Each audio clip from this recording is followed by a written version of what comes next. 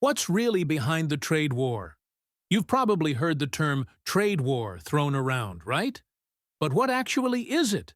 Why are two of the biggest countries in the world slapping taxes on each other's goods like it's a game of economic ping-pong? Let's take a step back. The most talked about trade war in recent years is between the United States and China. It all really kicked off in 2018, when then-President Donald Trump accused China of unfair trade practices. Stuff like manipulating their currency, stealing intellectual property, and flooding the U.S. market with cheap products. So what did the U.S. do? They hit China with massive import tariffs, up to 25% on a bunch of goods. China hit back with their own tariffs, especially targeting American products like soybeans and cars. And just like that, the world's two biggest economies were locked in a full-on economic showdown. But here's the thing. It's not just about trade. This is about power, influence. Who's going to lead the future of technology and innovation? Companies like Huawei became the face of this fight. And we're not just talking phones. It's about 5G, artificial intelligence, semiconductors, basically the tech that's going to shape the next decade. And yeah, the effects were global.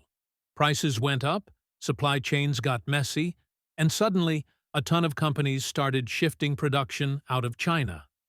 Countries like Vietnam, India, Mexico, even Indonesia became new go-to spots for factories trying to dodge tariffs.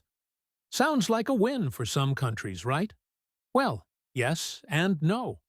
On one hand, there's opportunity in the chaos. On the other hand, the uncertainty makes things super shaky. Investments slow down, trade becomes risky, and economies have to hustle just to stay balanced. And guess who ends up taking the hit the hardest? Regular people. Farmers in the U.S. lost major export markets. Shoppers started paying more for everyday stuff. In China, factories had to cut back or even shut down. And tech companies?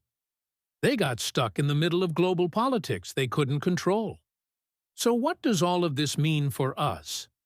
For countries that are still developing, a trade war like this can open doors, if we're ready. We can become new players in global supply chains. But if we're not prepared, we might just end up dealing with the side effects, like currency fluctuations, rising costs, and nervous investors. Bottom line? Trade wars aren't just about money. They're part of a bigger strategy, a global chess match between superpowers.